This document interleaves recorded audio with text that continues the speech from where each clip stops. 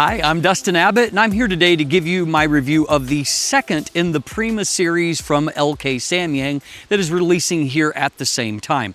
Now, last week I gave you a review of the 16mm F2.8, and that's a lens that I consider to be quite attractive because of its compact size and strong optical performance. Today I'm back with a lens that on paper doesn't seem maybe as useful because it's yet another autofocusing 85mm lens, and it seems like we've got a ton of those now on Sony E-mount. But I do think that this lens might be intriguing for a certain customer for the simple reason that this is the most competent, compact, lightweight 85mm lens that I've seen on Sony E-mount so far. And I think it provides a pretty strong alternative to a lens like Sony's own 85mm F1.8 at a price tag that is hundreds of dollars cheaper. One clarification I want to make about last week's review is that at the time, the information I had before release was that these lenses would be retailing at about 475 US dollars. It turns out that the actual MSRP is going to be lower at about 399 US dollars, which does change the math a little bit because I think it makes this lens more interesting. I'm actually filming on it at the moment, and any of the outdoor segments you see in this video, I will be filming on it. And so you have a sense of the overall rendering and how it does in autofocus in these various conditions. This is a lens that has a great optical performance, strong autofocus performance, and is really compact and lightweight, only 270 grams. Very easy lens to bring along. And for that reason, I think it could be a compelling option if that is what you're in the market for. We'll break it all down together as we dive into the details, so stay tuned. Let's jump in. Now, in full disclosure, this lens was sent to me from LK Samyang for testing. They have had no input in the review itself, nor have they seen it before you are seeing it today. This is a completely independent review, as always. So let's dive in and let's take a look at the build and handling here. As mentioned in the intro, this lens retails at right under 400 US dollars. So that's a few $100s cheaper than the Sony. It's within a ballpark of lenses like the Viltrox 85mm F1.8 and even the Mic 85mm F1.8. All of these lenses, they're roughly similar in price. This lens, however, though, is appreciably smaller than any of those, and it's definitely the lightest of the options, giving you, in most cases, at least 100 grams less weight. In the case of a lens like the Viltrox, a couple hundred grams, so it's a significant difference there. The size is 69.8 millimeters in diameter, or 2.75 inches. It is just over 71 inches in, or excuse me, 71 millimeters in length. That's 2.8 inches in length. It is roughly the size of the VAF 75mm T1.9. It's just a little bit narrower, a little bit shorter, and a little bit lighter. But that, if you're familiar at all with the VAF lenses, it gives you a rough size for the lens. This lens weighs in at 272 grams or 9.59 ounces. It is a 6.2mm front filter thread up front, which is shared with the 16mm. Nice quality lens hood here, which is a cut above of the way that their lens hoods used to be. And beyond that, I also find that it bayonets into place with just more precision. It's just a nicer product than, say, the Tiny series got in the past. Likewise with the body, they have a newly designed engineered plastic that is just feels tougher, definitely. There's no flex to it. It feels a lot like the plastics on the Viltrox Air series, which I think are actually really nicely made, even though they are plastic. You can tell it's high-grade, tough plastic. I wouldn't recommend dropping any of these lenses, but they definitely could take a bit of bumps and bruises and I think hold up just fine. A little bit more upscale than the Air series, however, is things like the focus ring. It has this diamond pattern that I actually really like to it. It has a fairly nice level of damping and good precision. The focus motor is fairly reactive for making focus changes. The focus ring is about 170 degrees of rotation, and it does feel to be linear. Don't quote me on that, but as far as I tried going at varying speeds, and it seemed like focus distances were roughly the same of that. It does have an AF/MF switch on the side, which moves with nice precision. It's not one of those sloppy switches. And then also it does have weather sealing, and that's about 5 seals that I see throughout this. So at the front element, around the ring, at the switch itself, and then a gasket at the rear lens mount. Also present on the rear mount is a USB-C port. This is, to me, the most logical place to put these ports, and I think it's great because it gets rid of having to use something like the Samyang lens station to do any kind of firmware updates. And so great to have a direct connection on the lens itself.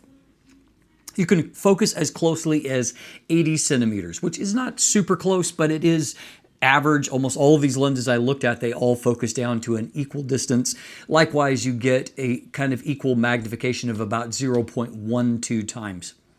Up close performance isn't great at f1.8. It's a little bit lower contrast, and you can tell that the lens is not really optimized at that focus distance. It's better a little bit further out, so you might want to stop down a bit if you're shooting close up. Depth of field is going to be quite small anyway with an 85mm lens at f1.8, so there's some room to stop down to up your contrast level up close there.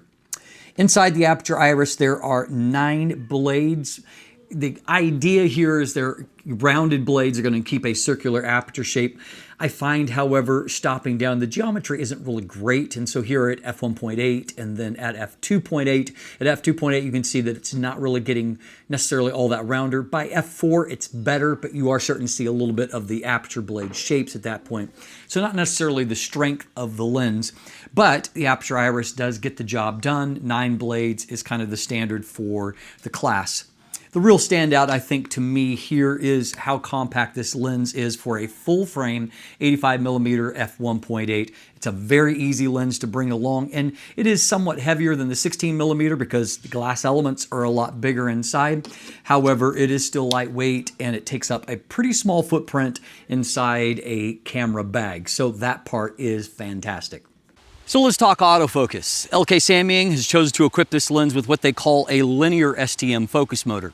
Now, emphasis here being on the linear, because I've used, for example, their tiny series lenses that use just an STM focus motor, and this is definitely a better focus motor that's smoother in operation and it has more thrust compared to lenses equipped with just the STM focus motor. So this is the better of their focus motors, and you can definitely tell there's an improvement.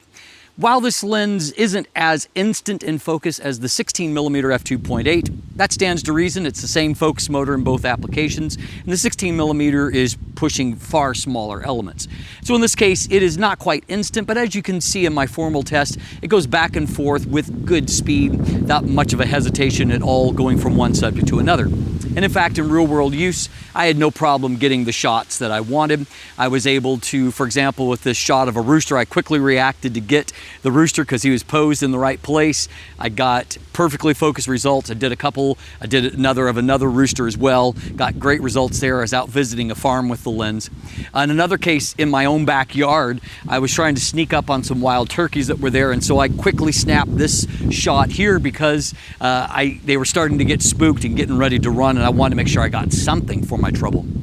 Likewise, when I had my wife shoot a few just quick, casual, available light portraits, every one of them is perfectly focused, even though she's far from a professional photographer.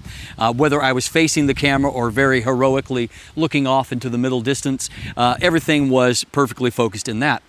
What's more, I found that, as I have been doing with these LK Samyang lenses, I threw it via the Megadap adapter onto my Nikon Z8 body and found, just like the 14 to 24mm, that it worked pretty close to that of a native lens. I was able to get great autofocus, 0 issues, and actually using it. And even with Nala rolling around like this, I shot quickly on the fly and it nailed her eye. And so great focus even on that platform as well. So for stills, I think that this lens does great. You're probably going to be happy with it. And of all the lenses that I've tested that are 85mm f1.8s, the only one I would say that might best this in autofocus performance is Sony's own 85mm f1.8. It comes with 2 linear focus motors, so it stands to reason that it's probably going to focus a little bit faster. So how about video AF? I'm shooting in the middle of, as you can see, very windy, stormy conditions out here. There's some kind of summer storm that's coming through at the moment. And so lots of things are moving around, but as you can see, focus is locking on me just fine using the lens, and it's currently mounted on a Sony a7R Mark V. Now, in my more kind of formal test, I found when doing my focus pull test back and forth that the pulls themselves are fine. They are a little bit slower, but there's no visible steps, no pulsing, no settling. But as you can see, focus breathing is big and obvious. So that's going to be the main downside if you're actually looking for doing any kind of major focus changes during your video work. And in fact, when I formally tested for focus breathing, you can see that as I focus in and out, things pretty radically change shape there. When it came to my hand test, it mostly did okay, but what I found is that I would want to tune the reactiveness in my actual camera, turn that speed up, because it was a little sluggish in transitioning from my hand to my eye and back. And that's using pretty much the standard settings in camera. So it's something, if you own the lens, you might want to make it a little bit more reactive.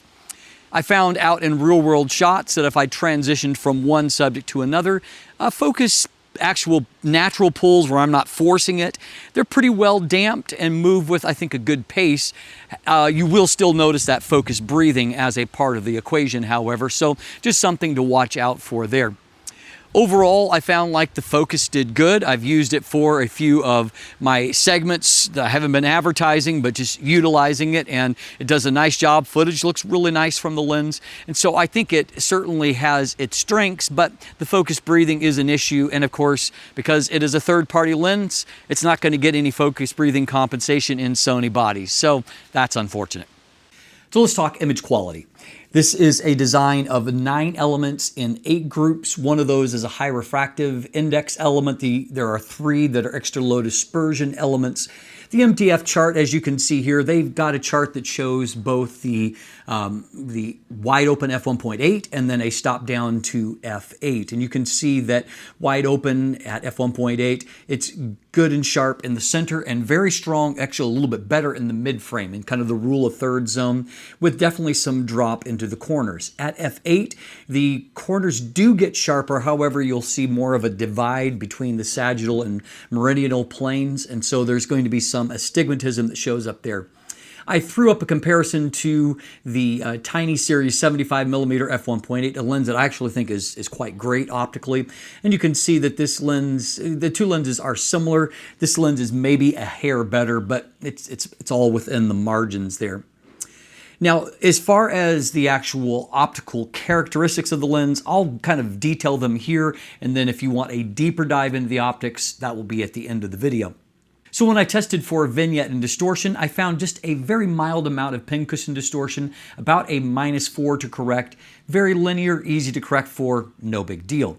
Likewise, vignette, it was a +48, which is under 2 stops and not hard to correct at all. In fact, I would say if you're shooting portraits, you don't want to mess with either one of those things. I would leave it uncorrected. A little bit of pincushion distortion is flattering to models, makes them just a little bit slimmer, and of course a little bit of vignette in the edges, particularly if it's nicely linear as it is here, will just kind of draw the attention towards the subject. And so no big deal on those metrics. When it comes to chromatic aberrations, it's slightly mixed bag.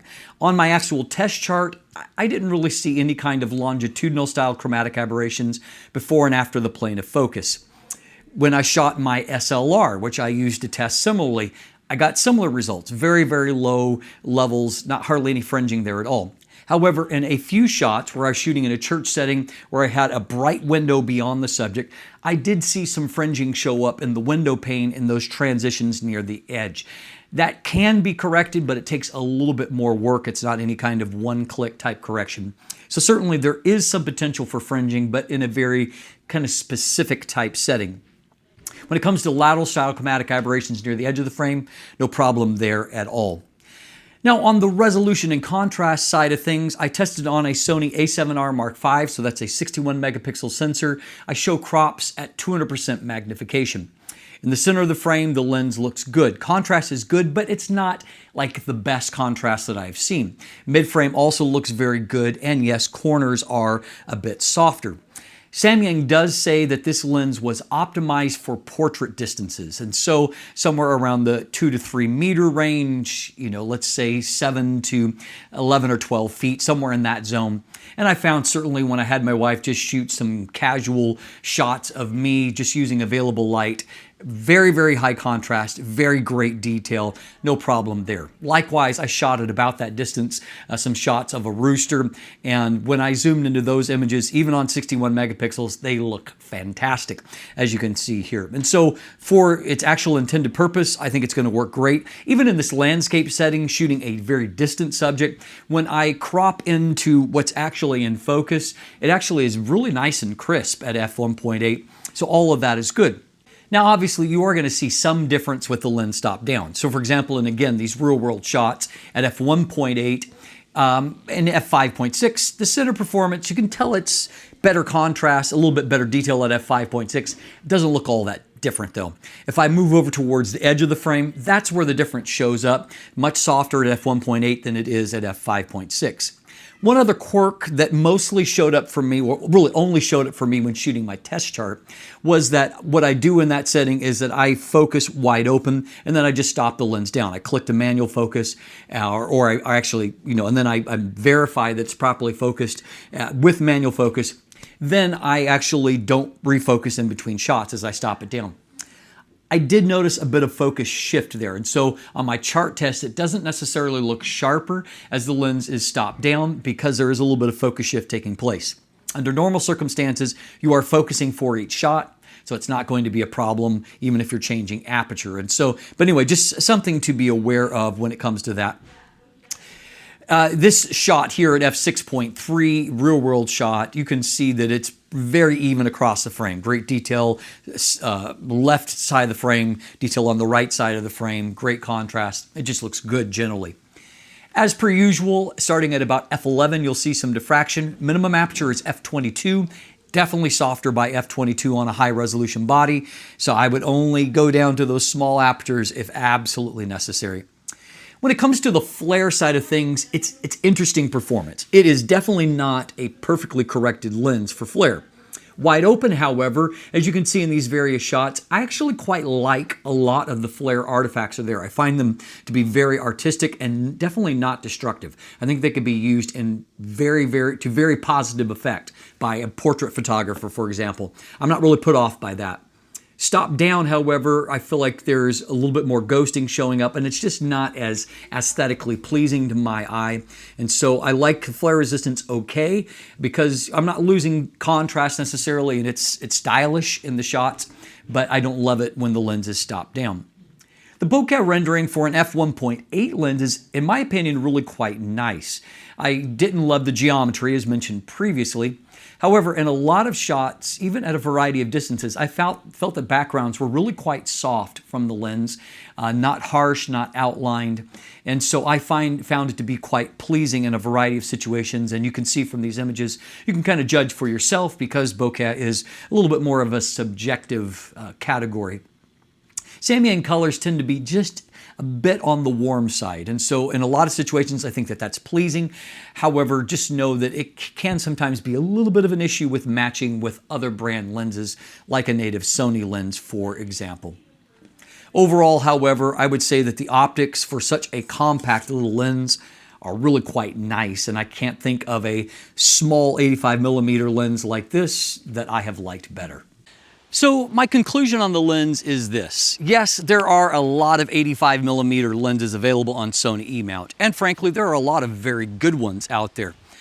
I would say that, as I mentioned in my intro, that this lens, while it is a good performer, as we've seen already, in pretty much all the categories, I don't know that that in and of itself would sell me on the lens. I think what's more likely to sell me and maybe you on LK Samyang's 85mm f1.8 Prima lens is the fact that it is so compact and lightweight. The thing is that I've actually, at the moment, I own 4 different 85mm lenses. All of them are f1.4 options. I'm still trying to debate which one or two that I'm going to keep around because they are for a couple of different mounts. But the reality is that in certain situations, say if I was traveling, I'm not going to reach for one of my big, heavy 85mm f1.4 lenses for the simple reason that maybe I'm not intending to do portraits on that particular trip, and so it's unlikely that I'm going to pull it out regularly as my walk-around type lens. Whereas this lens, I would be far more inclined to bring it along. What if I decide to do portraits? Well, the fact that I'm only pulling along 270 grams instead of 600 to 800 grams is a pretty radical difference. Not to mention the compact size it's going to take in one of the small bags that I'm going to use for walking around while vacationing, or just, you know, maybe even going out for a trek in the woods, to have a longer focal length to supplement a 35mm lens or wider. And I think if that potentially describes you, you're the one that really should consider this particular Prima 85mm lens. It's a pretty sweet little package with strong enough image quality within it that I don't feel like you're ever going to walk away saying, wow, I wish I had brought a bigger, heavier lens and so I could get good quality images. The images do look great out of it, and I think it does have a really nice rendering to it. And so for that reason, I think for that particular customer, it's probably worth the $400, even though there are a lot of great options out there already.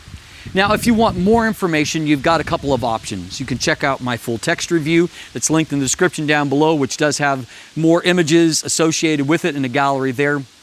Or you can stay tuned with me right now, and we're going to jump into a deep dive of the optical performance, and so that you can maybe get the nuance of how it performs and decide if it's for you or not. That sounds interesting? Let's jump into it together. All right, let's start by taking a look at vignette and distortion. You can see a mild amount of pincushion distortion here on the left side, and vignette, you can see it's not really concentrated in the corners. It's fairly linear moving into the frame. So very easy to correct on both metrics. It's a -4 to correct for the pincushion distortion, and the vignette I used a +48 to get pretty much a perfect correction there. Now obviously there is a profile that will correct in camera or for video, but as I noted previously, you might, at least when you're shooting portraits, not want to have corrections on or apply that profile. A little bit of pincushion distortion is flattering, as is a bit of vignette, which naturally draws the eye. Neither one of these metrics is bad, particularly in such a compact lens. Now, when it comes to fringing, it's kind of a mixed bag here. You can see that when it comes to my chart test, there's a little bit of longitudinal style chromatic aberration before and after the plane of focus, but not very noticeable there. Likewise, when it comes to a test, like looking at the face of the SLR, it actually does great on that. You can see that there's very minimal amounts of fringing in the out of focus areas on these specular highlights or edges on the camera, even right here where I see it very strongly. There's only just a very mild amount. Likewise, around bokeh circles here, specular highlights, you can see that there's really not much there as far as the fringing. And while we're here, just take a look at the bokeh circles. Pretty clean inside. There is some inner outlining, but overall, I would say that those look pretty good. So all of that to this point is good. But here is a crop from a shot in a church setting where there's really bright lights behind, dark areas of contrast, including the window frame here. You can see it on the edges of this decoration, on the pulpit there, just a little bit of fringing showing up, and most prominently here, the screen fringing. So that is a situational type fringing that is going to be a problem. You can see a darker green here. So when it comes to correcting that, I did this in Lightroom just by moving some sliders for fringing. It's not perfect, but you can see if I toggle back and forth, I was able to clean it up fairly easily, but just note that that is a potential problem in certain situations. Looking over here on the right, which there's just part of the area of focus, you can see that even at f1.8, detail and contrast look great, as we'll get to in just a moment.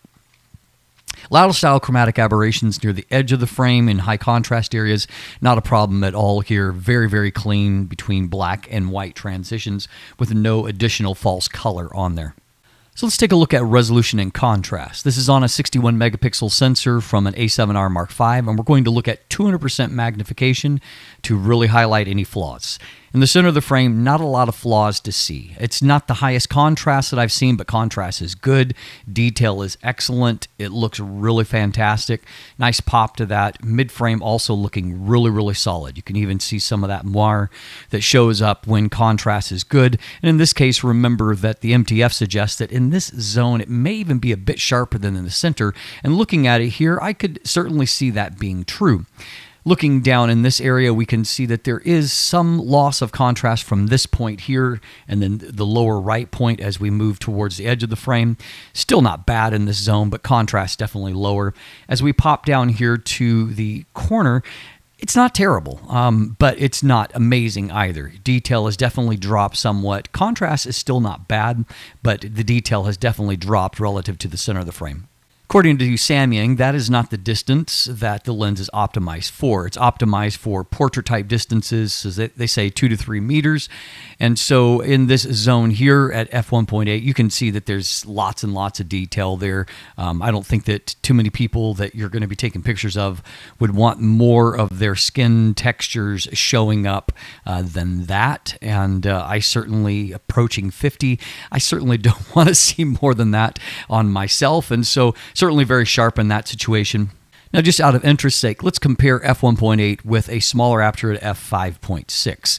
And so here we can see that if we look more towards the center area of the frame, it already looks really great at f1.8. It's probably a little bit better in terms of contrast and detail. Darks look a little bit darker here, and so details pop a little bit more at f5.6.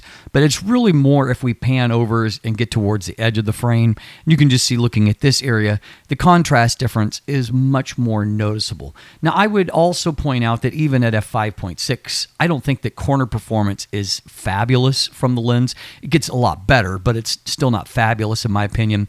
But overall, you can see that even at f1.8, there's still a very, very usable amount of detail and contrast there, even in a landscape type setting.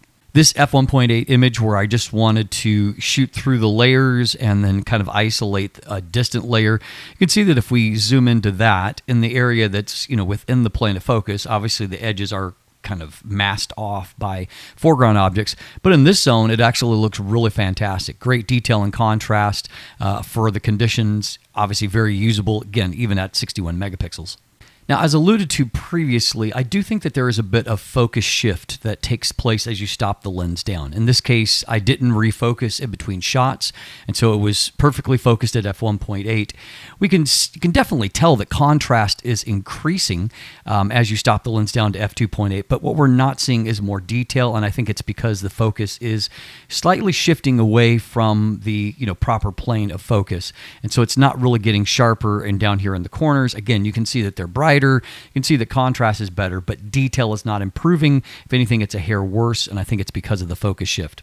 Case in point is here, from f2.8 to f5.6. You can definitely tell that focus has shifted away because the image, at this stage, it should be getting better, and if anything, on the chart test, it's actually getting a bit worse. And so, I mean, focus shift is definitely a factor with that. The corners never looked really sharp on my chart, but if I go out into a real-world image like this is f6.3, so a little bit more distant, and obviously I'm focusing as I should. I mean, there's tons of detail. There's a lot of different textures in that. But as I pan off towards the side, there's actually relatively little drop in detail and contrast there. And if I look over here on the right side, it looks fantastic as well. And so I think that in real-world shooting, that focus shift is probably not going to be a problem unless you're trying to do something like focus stacking, and then you're going to have to be careful to look for that. So I don't want to get you too worked up over something that's probably just more of a reviewing issue than it is a real-world issue. Minimum focus distance, as noted, was 80 centimeters, and that gives you this level of magnification, which is 0.12 times. Up close performance is really not bad. I mean, contrast and detail aren't popping off the page, but it really doesn't look too bad. Plane of focus looks fairly flat. You can see it still looks pretty good over here. Again, as we've talked about, this is not really where the lens is optimized. However, it still works fairly good up close. You can see at this shot, there's lots of detail and a contrast that's there at f1.8. And more importantly to me, you can see just how nice, soft, and creamy the out of focus area is. So let's take a look at that. This image here, I think, is just, it's probably my standout image I felt like I took during my review period. Here at f1.8, you can see that the detail on the rooster is amazing. But then as I look at that background, it almost looks like a impressionist painting or something. It's just really, really pleasing. I think it may have got a little bit of an environmental boost because there's a little bit of haze on this day that just makes everything look all that more soft. But this image, I think, is really gorgeous. But in other conditions where the haze wasn't a factor, you know, and here's things that are closer to the transition zone. I think that rendering is really, really nice. Here, you know, just about, so I'm focused obviously on the blackberries that are ripening up there.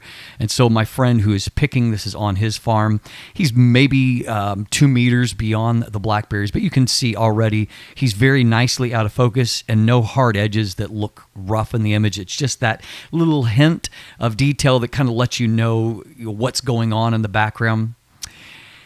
Then when you combine bokeh and then the flare, and as we've talked about already a bit, we'll look at it a bit more. I mean, flare resistance is definitely not perfect from this lens. However, at large apertures, I think it's very, very beautiful. Like, I really like this kind of flare because I feel like it's very, very useful. And so if you're primarily shooting portraits at large apertures, I feel like this is going to be an asset rather than a liability, because a lot of these type effects are ones that I would intentionally add in post if I was really trying to work at a portrait image to make it pop. And so I don't consider these to be a liability. I think that that's actually really stylish. And rather than it kind of lowering the value of the image, I would say to me it actually improves it. That's not the case when you're stopped down, however, and the flare artifacts just get more distracting, and so I'm not nearly as much of a fan of this with the lens stopped down to, let's say, f8 and smaller. All these flare artifacts just get really obvious, and so I don't like them. So thanks for sticking around to the very end. I hope that the image quality breakdown has helped you to decide whether or not this is a lens for you. And as always, thanks for watching. Have a great day, and let the light in.